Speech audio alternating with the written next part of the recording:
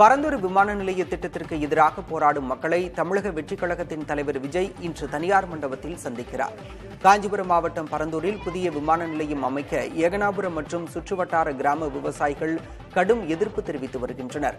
தொடர் போராட்டம் நடத்தி வரும் கிராம மக்களை சந்திக்க தமிழக வெற்றிக் கழகத்தின் தலைவர் விஜய் திட்டமிட்டிருந்தார். போராட்டக் குழுவினர் விஜயை சந்திக்கும் இடம் தொடர்பாக குழப்பம் நிலவி வந்தது. இந்நிலையில் நேற்று இரவு காஞ்சிபுரம் மாவட்ட காவல் கண்காணிப்பாளர் சண்முகத்துடன் தவேக பொதுச் செயலாளர் ஆனந்த் ஆலோசனை நடத்தினார். பின்னர் செய்தியாளர்களிடம் பேசிய ஆனந்த், பாதுகாப்பு கருதி தனியார் மண்டபத்தில் கிராம மக்களை சந்திக்க விஜய்க்கு காவல்துறை அனுமதி அளித்துள்ளதாகவும் இன்று நண்பகல் 12 மணி முதல் 1 மணிக்குள் இந்த சந்திப்பு நடைபெறும் என்றும் குறிப்பிட்டார். தலைவர் தளபதி நேரடியாக பாதிக்கப்பட்ட இடத்துல தான் மக்களை சந்திக்க வேண்டும் என்பது அவருடைய எண்ணங்கள். அவர் அங்கதான் சந்திக்கிறதாக இருந்தது. ஆனால் காவல்துறை அதற்கு மறுப்பு தெரிவித்து மண்டபத்தில் தான் கொடுக்க முடியும்னு கேட்கும்போது பாதுகாப்பு கருதுன்னு சொல்லிட்டாங்க. அதனால அதுக்கு தகுந்த மாதிரி போராட்டக்காரர்கள் அவங்க தலைவர்லாம் இங்கே இருக்கிறாங்க. அவங்களும் சரி எவ்வளோ நாங்கள் பேசி பார்த்தோம், இருந்தாலும் பாதுகாப்பு நலன் கருதி அப்படின்றத சொன்னதுனால நாங்கள் எப்படியா இருந்தாலும் சரி மக்களை தானே சந்திக்கணுன்றது தலைவர் தளபதி அவர்கள் சரி ஓகே எதுவாக இருந்தாலும் நான் மக்களை சந்திக்கிறேன் அப்படின்னு சொல்லிட்டார். அமெரிக்காவின் 47வது அதிபராக டொனால்டு ட்ரம்ப் இன்று பதவியேற்கிறார். தலைநகர் வாஷிங்டன் டிசியில் உள்ள நாடாளுமன்றத்தில் இந்திய நேரப்படி இரவு 10:30 மணிக்கு பதவியேற்பு விழா நடைபெறவுள்ளது. இதனையொட்டி அமெரிக்கா முழுவதும் வரலாறு காணாத பாதுகாப்பு ஏற்பாடுகள் செய்யப்பட்டுள்ளன. குறிப்பாக வாஷிங்டனில் பாதுகாப்பு ஏற்பாடுகள் அதிக அளவில் செய்யப்பட்டுள்ளன. ட்ரம்ப் அதிபராக பதவியேற்றதும் தனது முதல் நாளில் எந்த உத்தரவுகளில் கையெழுத்து இடுவார் என்ற எதிர்பார்ப்பு அமெரிக்கர்களிடையே நிலவி வருகிறது. குடியேற்றம் தொடர்பாக புதிய உத்தரவு வெளியாகலாம் என்று கூறப்படுகிறது. அதிபர் பதவியேற்பு விழாவில் பங்கேற்க சிறப்பு விருந்தினர்கள் பலரும் வருகை தருவார்கள் என்பதால் அவர்களுக்கு தேவையான அனைத்து ஏற்பாடுகளும் தயார் நிலையில் உள்ளன. ட்ரம்ப் பதவியேற்பு விழாவில் இந்தியா சார்பில் வெளியுறவுத்துறை அமைச்சர் ஜெய்சங்கர் பங்கேற்கிறார்.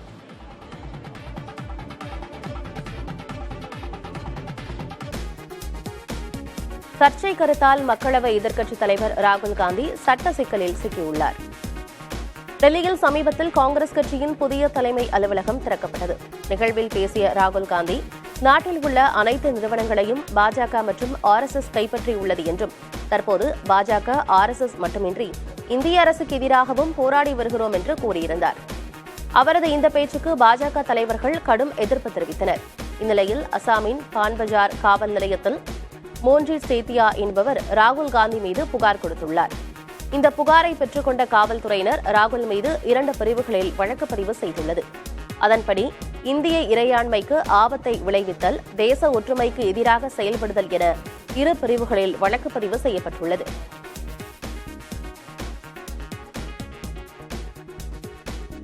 மகா கும்பமேளாவில் ஏற்பட்ட தீ விபத்து குறித்து உத்தரப்பிரதேச முதலமைச்சர் யோகி ஆதித்யநாத்திடம் பிரதமர் நரேந்திர மோடி கேட்டறிந்தார்.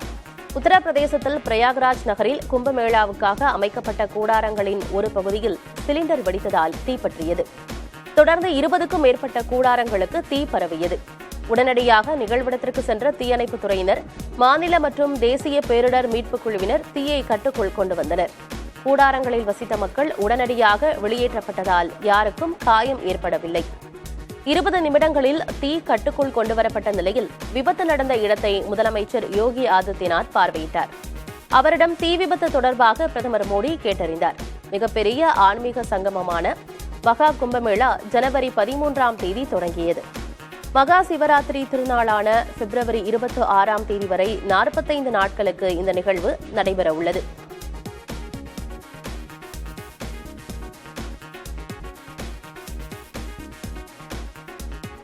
கொல்கத்தா பெண் பயிற்சி மருத்துவர் கொலை வழக்கில் கைதான சஞ்சய் ராய் குற்றவாளி என தீர்ப்பளிக்கப்பட்ட நிலையில் அவருக்கான தண்டனை விவரம் இன்று அறிவிக்கப்படுகிறது. கடந்த ஆண்டு ஆகஸ்ட் மாதம் 9ஆம் தேதி கொல்கத்தா RG கர் மருத்துவமனையில் பணியில் இருந்த பெண் பயிற்சி மருத்துவர் பாலியல் வன்கொடுமைக்கு ஆளாக்கப்பட்டு கொடூரமான முறையில் படுகொலை செய்யப்பட்டார். இந்த வழக்கில் சஞ்சய் ராய் என்ற தன்னார்வலர் கைது செய்யப்பட்டார். CBI வசம் வழக்கு ஒப்படைக்கப்பட்ட நிலையில் வழக்கு விசாரணையை நீதிமன்றம் கடந்த 9ஆம் தேதி நிறைவு செய்தது. நாட்டையே உலுக்கிய இந்த வழக்கில் சனிக்கிழமை தீர்ப்பு வழங்கிய சியால்டா நீதிமன்றம் சஞ்சய் ராய் குற்றவாளி என தீர்ப்பளித்தது. இதையடுத்து அவருக்கான தண்டனை விவரம் இன்று அறிவிக்கப்படுகிறது. முன்னதாக தனது மகனுக்கு நீதிமன்றம் தூக்கு தண்டனை வழங்கினாலும் ஏற்றுக்கொள்வேன் என்று சஞ்சய் ராயின் தாயார் மாலதி ராய் கூறியிருந்தார்.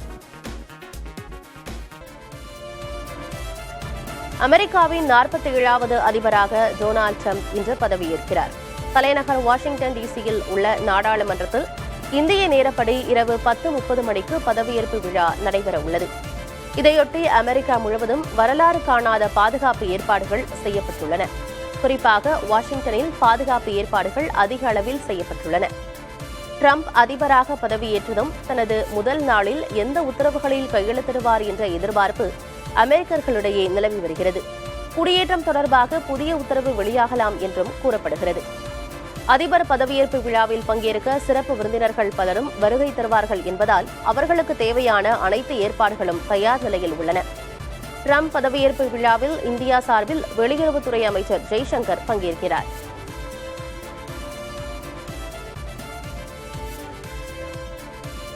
அமெரிக்க அதிபராக பதவியேற்க உள்ள ட்ரம்ப் அளித்த விருந்தில் முகேஷ் அம்பானி மற்றும் அவரது மனைவி நீதா அம்பானி பங்கேற்றனர். ட்ரம்புடன் இருவரும் இணைந்து எடுத்த புகைப்படங்களும் வெளியாகியுள்ளன. இந்த சந்திப்பின் போது ட்ரம்பிற்கு அவர்கள் வாழ்த்து தெரிவித்தனர். இவர்களுடன் இந்திய தொழிலதிபர்கள் பங்கஜ் பன்சல், கல்பேஷ் மேத்தா உள்ளிட்டோரும் பங்கேற்றனர். அமெரிக்காவில் கடந்த நவம்பர் மாதம் நடைபெற்ற தேர்தலில் அதிபராக டொனால்டு ட்ரம்ப் தேர்வு செய்யப்பட்டார். இதையடுத்து அவர் இன்று அமெரிக்க அதிபராக பதவியேற்க உள்ளார். இதில் டெஸ்லா நிறுவனத்தின் எலான் மஸ்க், அமேசான் நிறுவனர் ஜெஃப் பெசோஸ், மெட்டா நிறுவனர் மார்க் ஜூக்கர்பர்க் உள்ளிட்டோரும் கலந்து கொள்கின்றனர்.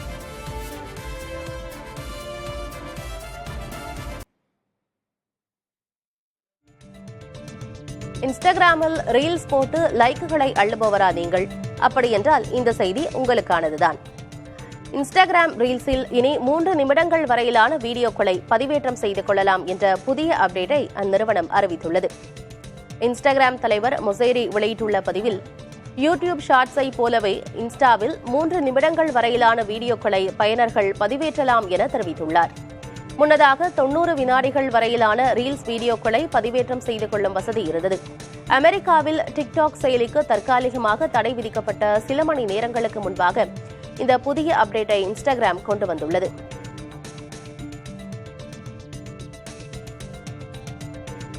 அமெரிக்காவில் தற்காலிகமாக நிறுத்தப்பட்ட டிக்டாக் செயலி மீண்டும் செயல்பட தொடங்கியுள்ளது. அமெரிக்காவில் 17 கோடிக்கு அதிகமானோர் டிக்டாக் செயலியை பயன்படுத்தும் நிலையில் பாதுகாப்பு காரணங்களை சுட்டிக்காட்டி இந்த செயலிக்கு ஜோ பைடன் அரசு சமீபத்தில் தடை விதித்தது. மேலும் டிக்டாக் செயலியை தடை செய்வதற்கு அமெரிக்க நாடாளுமன்றத்தில் சட்டமும் இயற்றப்பட்டது. இந்த சட்டம் அமலுக்கு வரும் முன்பே டிக்டாக் செயலியை பெரும்பாலான பயனர்கள் பயன்படுத்த முடியாத நிலை ஏற்பட்டது. இந்நிலையில் அமெரிக்காவில் டிக்டாக் செயலி மீண்டும் செயல்பட தொடங்கியுள்ளது. டிக்டாக் சேவையை வழங்குவதற்கு தேவையான உத்தரவை வழங்கிய டொனால்டு ட்ரம்புக்கு நன்றி என்றும், நீண்ட கால தீர்வுக்கு ட்ரம்புடன் இணைந்து பணியாற்றுவோம் எனவும் டிக்டாக் நிறுவனம் தெரிவித்துள்ளது. அமெரிக்க அதிபராக பதவியேற்க உள்ள ட்ரம்ப் டிக்டாக் செயலிக்கு 90 நாட்களுக்கு தடையிலிருந்து விலக்களிக்கப்படும் என முன்னதாக தெரிவித்திருந்தார்.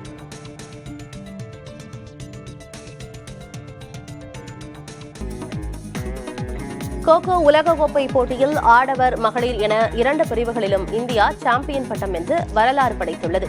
முதல் முறையாக நடத்தப்பட்ட கோகோ உலகக்கோப்பை தொடரின் இறுதிப் போட்டி தலைநகர் டெல்லியில் நடைபெற்றது. இதில் ஆடவர் பிரிவில் இந்தியா, நேபாள அணிகள் மோதின. இதில் தொடக்க முதலை சிறப்பாக விளையாடிய இந்திய அணி 54க்கு 36 என்ற புள்ளிக்கணக்கில் நேபாளத்தை வீழ்த்தி வாகை சூடியது. முன்னதாக நடைபெற்ற மகளிர் பிரிவுக்கான கோகோ உலகக்கோப்பை இறுதிப் போட்டியில் நேபாள அணியை 78க்கு 40 என்ற புள்ளிக்கணக்கில் வீழ்த்தி இந்திய அணி சாம்பியன் பட்டம் வென்றது. இந்த தொடரில் இந்திய ஆடவர் மற்றும் மகளிர் அணிகள் விளையாடிய அனைத்து போட்டிகளிலும் வெற்றிகளை பதிவு செய்து அசத்தியிருக்கின்றன.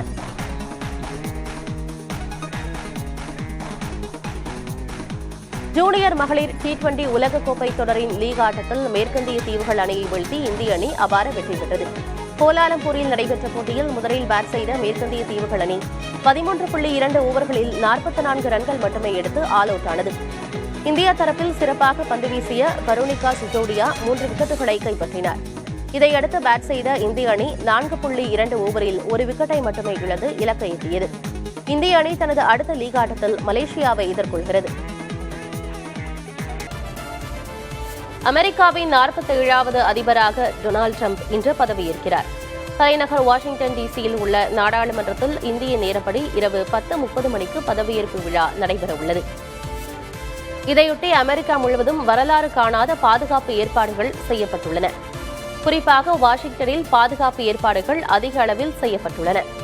ட்ரம்ப் அதிபராக பதவியேற்றதும் தனது முதல் நாளில் எந்த உத்தரவுகளில் கையெழுத்திடுவார் என்ற எதிர்பார்ப்பு அமெரிக்கர்களிடையே நிலவி வருகிறது.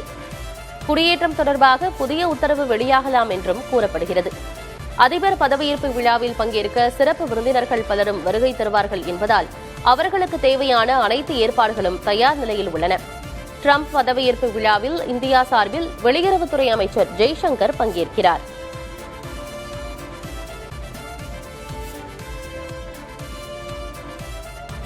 உலகின் சக்தி வாய்ந்த பதவியாக கருதப்படும் அமெரிக்க அதிபர் பதவியை 2வது முறையாக அலங்கரிக்க உள்ளார் டொனால்ட் ட்ரம்ப்.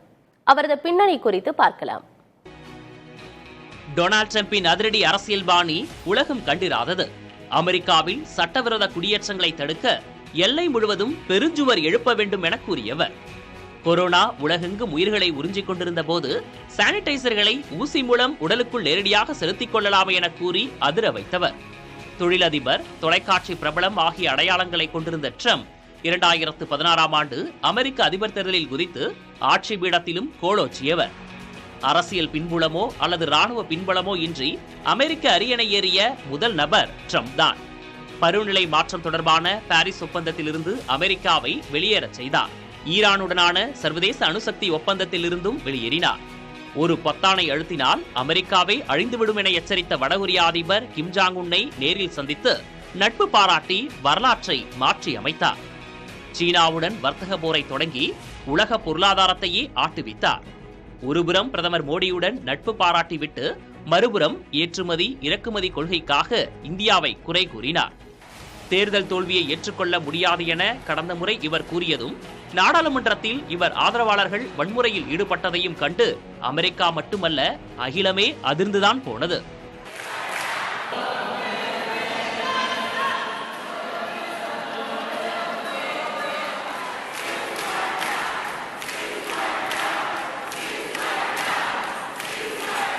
அரசியல் வாழ்க்கை முடிந்தது என கருதிய நிலையில் சிலிர்த்தெழுந்து மீண்டும் தேர்தல் களம் கண்டார் ட்ரம்ப். பரப்புரைகளில் ட்ரம்ப் 2 முறை கொலை முயற்சிகளை எதிர்கொண்டார்.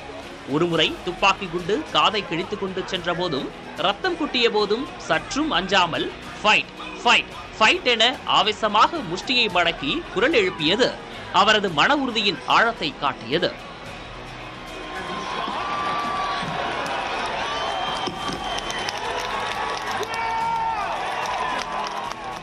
ட்ரம்ப் மீது 1000 விமர்சனங்கள் இருந்தாலும் அமெரிக்கர்களுக்கே முன்னுரிமை என்ற அழுத்தம் திருத்தமான கொள்கையே அந்நாட்டு அரசியலில் அவருக்கு வலுவான அடித்தளமிட்டு தந்துள்ளது. இதன் பலனாக அதிபர் தேர்தலில் அமோக வெற்றி பெற்றார் ட்ரம்ப். வென்றவுடன் இவர் பேசிய பேச்சுகள் சரவெடி ரகம். கனடா, கிரீன்லாந்து, பனாமா கால்வாய் இணைப்பு தொடங்கி வெளிநாட்டு பொருட்களுக்கு அதிக வரி விதிப்பது வரை உலகையே அதிர வைத்தது ட்ரம்பின் பேச்சுகள், சமூகதள பதிவுகள். ட்ரம்ப் ஆட்சியில் அமர்கிறார் என்றதும் 1.25 ஆண்டாக நீடித்து வந்த இஸ்ரேல் காசா போர் கூட நின்றுவிட்டது. ட்ரம்ப் ஆட்சியில் ஆயுத போர்கள் அஸ்தமித்து வணிக போர்கள் வலுக்கும் என்பதற்கான அறிகுறிகள் இப்போதே தெரிய தொடங்கிவிட்டது. அடுத்த 4 ஆண்டுகளுக்கு உலக அரசியல் விறுவிறுப்பாகத்தான் இருக்க போகிறது. புதிய தலைமுறைக்காக சேஷகிரி.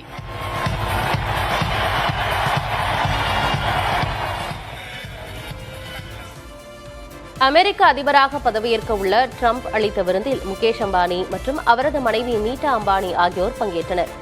ட்ரம்புடன் இருவரும் இணைந்து எடுத்த புகைப்படங்களும் வெளியாகியுள்ளன. இந்த சந்திப்பின் போது ட்ரம்பிற்கு அவர்கள் வாழ்த்து தெரிவித்தனர். இவர்களுடன் இந்திய தொழிலதிபர்கள் பங்கஜ் பன்சல், கல்பேஷ் மேத்தா உள்ளிட்டோரும் பங்கேற்றனர். அமெரிக்காவில் கடந்த நவம்பர் மாதம் நடைபெற்ற தேர்தலில் அதிபராக டொனால்ட் ட்ரம்ப் தேர்வு செய்யப்பட்டார்.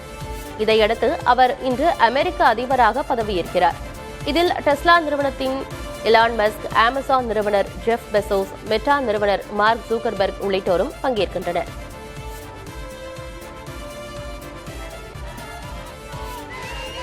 போர் நிறுத்த ஒப்பந்தத்தின்படி முதற்கட்டமாக 3 பிணை கைதிகளை ஹமாஸ் விடுவித்திருக்கிறது. காசாவில் சர்வதேச செஞ்சிலுவை சங்கத்தின் உறுப்பினர்களிடம் ரோமி கோனன், டோரன் ஸ்டைன்பிரச்சர், எமிலி டமரி ஆகிய பெண் பிணை கைதிகள் ஒப்படைக்கப்பட்டனர். அப்போது மூவரும் ஏறிய காரை சூழ்ந்து கொண்டு முகமூடி மற்றும் ஆயுதம் ஏந்திய ஹமாஸ் போராளிகள் முழக்கங்களை எழுப்பினர்.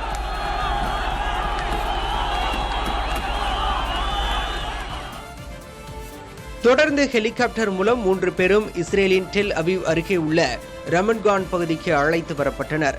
அங்கிருந்து அவர்கள் ஆம்புலன்ஸ் வாகனத்தில் மருத்துவமனைக்கு அழைத்துச் செல்லப்பட்டனர். அங்கு திரண்டிருந்த மக்கள் பிணை கைதிகளை நோக்கி கையசைத்தும் ஆரவாரம் செய்தும் மகிழ்ச்சியை வெளிப்படுத்தினர்.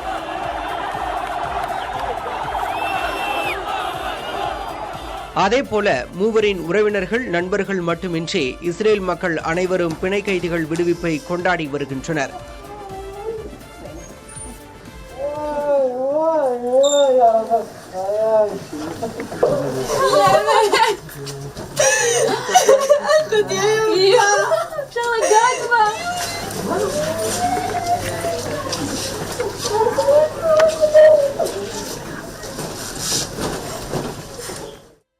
மருத்துவமனையில் அனுமதிக்கப்பட்ட மூவரும் நலமுடன் இருப்பதாக தெரிவிக்கப்பட்டுள்ளது.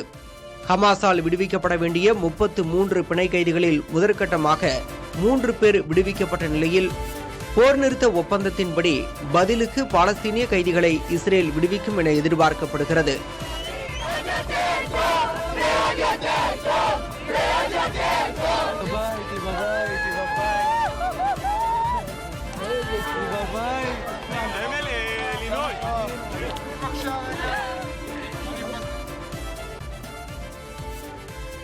அமெரிக்காவில் டெஸ்லா மற்றும் ஸ்பேஸ் எக்ஸ் நிறுவனரான எலான் மஸ்கை இந்திய தொழிலதிபர்கள் சந்தித்து பேசினர்.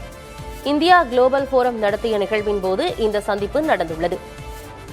ஓயோ நிறுவனர் ரிதேஷ் அகர்வால், பிளிப்கார்ட் சிஇஓ கல்யாண் ராமன் கிருஷ்ணமூர்த்தி, ஆதித்யா பிர்லா குழுமத்தைச் சேர்ந்த ஆரியமான் பிர்லா மற்றும் அப்பேரல் குழுமத்தின் தலைவர் நிலேஷ் வேத் உள்ளிட்டோர் எலான் மஸ்கை சந்தித்து பேசியதுடன் குழுவாக புகைப்படமும் எடுத்துள்ளனர். இதனை சமூக வலைதள பக்கத்தில் பகிர்ந்துள்ள தொழிலதிபர் ரிதேஷ் அகர்வால், தொழில்நுட்பம், ஆன்மீகம், விண்வெளி ஆராய்ச்சி உள்ளிட்ட பல விஷயங்கள் குறித்து பேசியதாக குறிப்பிட்டுள்ளார். கும்பமேளா மீதான எலான் மஸ்கின் ஈர்ப்பு குறித்து அவர் பகிர்ந்துள்ளார். சர்ச்சை கருத்தால் மக்களவை எதிர்க்கட்சித் தலைவர் ராகுல் காந்தி சட்ட சிக்கலில் சிக்கியுள்ளார். டெல்லியில் சமீபத்தில் காங்கிரஸ் கட்சியின் புதிய தலைமை அலுவலகம் திறக்கப்பட்டது. விழாவில் பேசிய ராகுல் காந்தி, நாட்டில் உள்ள அனைத்து நிறுவனங்களையும் பாஜக மற்றும் RSS கைப்பற்றியுள்ளது என்றும், தற்போது பாஜக, RSS மட்டுமின்றி இந்திய அரசுக்கு எதிராகவும் போராடி வருகிறோம் என்று கூறியிருந்தார். அவரது இந்த பேச்சுக்கு பாஜக தலைவர்கள் கடும் எதிர்ப்பு தெரிவித்தனர். இந்நிலையில் அசாமின் பான்பஜார் காவல் நிலையத்தில் மோன்ஜீத் சேத்தியா என்பவர் ராகுல் காந்தி மீது புகார் கொடுத்தார். இந்த புகாரை பெற்றுக்கொண்ட காவல்துறையினர் ராகுல் மீது 2 பிரிவுகளில் வழக்கு பதிவு செய்துள்ளனர். அதன்படி இந்திய இறையாண்மைக்கு ஆபத்தை விளைவித்தல், தேச ஒற்றுமைக்கு எதிராக செயல்படுதல் என 2 பிரிவுகளில் வழக்கு பதிவு செய்யப்பட்டுள்ளது.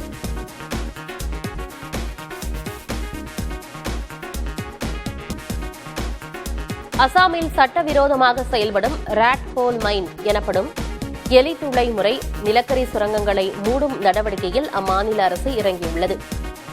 டிமா ஹசோவோ மாவட்டத்தில் 300 அடி ஆழமுள்ள நிலக்கரி சுரங்கத்தில் கடந்த 6ஆம் தேதி திடீரென வெள்ளப்பெருக்கு ஏற்பட்டது. அப்போது அங்கு பணியாற்றி வந்த 9 தொழிலாளர்கள் சிக்கிக் கொண்டனர். இதில் 4 பேரின் உடல்கள் மீட்கப்பட்ட நிலையில் 5 பேரின் நிலை என்னவென்று தெரியவில்லை.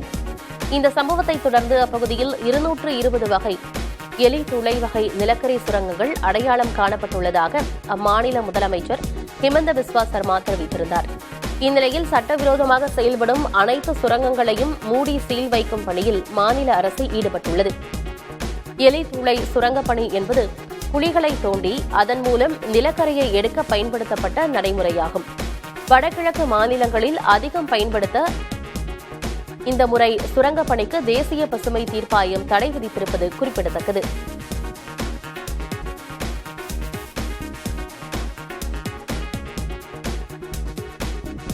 பொற்கோயில் அமைந்துள்ள அமிர்தசரஸை புனித நகரமாக அறிவிக்க வேண்டும் என கோரிக்கை எழுந்துள்ளது.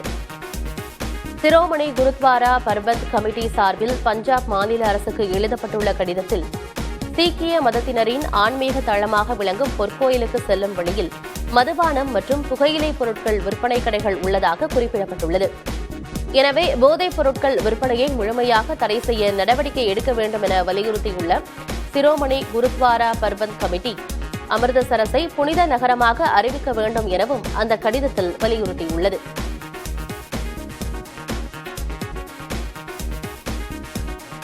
மகா கும்பமேளாவில் மக்களின் மனதை வென்ற இளம்பெண் பலரின் செல்ஃபி மோகத்தால் சொந்த ஊருக்கே திரும்பும் நிலை ஏற்பட்டுள்ளது. மத்திய பிரதேச மாநிலம் இந்தூரைச் சேர்ந்தவர் 16 வயது இளம்பெண் மோனலிசா போஸ்லே. இவர் உத்தரப்பிரதேச மாநிலம் பிரயாக்ராஜ் நகரில் நடைபெறும் மகா கும்பமேளாவில் கைகளால் செய்யப்படும் பாசி மாலையை விற்று வந்தார். அழகான கண்கள், கருமை நிறம், சிரித்த முகம், தன்னம்பிக்கையான பேச்சு, எளிமையான தோற்றம் என இயற்கை அழகால் இணையத்தில் திடீரென வைரலாகினார். பிரவுன் பியூட்டி என நெட்டிசன்கள் இவரது வீடியோக்களை அதிக அளவில் பகிர்ந்தனர்.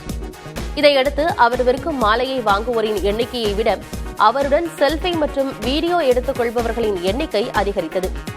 வசதி படைத்தோர் கூட கும்பமேளாவில் மோனலிசாவை தேடிச் சென்று செல்ஃபி எடுத்துக் கொள்ளும் நிகழ்வும் அரங்கேறியது. அதே நேரம் மிகப்பெரிய ஆன்மீக நிகழ்வான கும்பமேளாவில் ஒரு இளம் பெண்ணை பலரும் சுற்றி சுற்றி வந்து அவமரியாதை செய்வதாக விமர்சனங்களும் எழுந்தன. இந்நிலையில் மக்கள் தனது மகளிடம் மாலைகளை வாங்குவதை விட செல்ஃபியே அதிக அளவில் எடுப்பதாக கூறி மோனலிசாவின் தந்தை அவரை இந்தூருக்கே திருப்பி அனுப்பியுள்ளார்.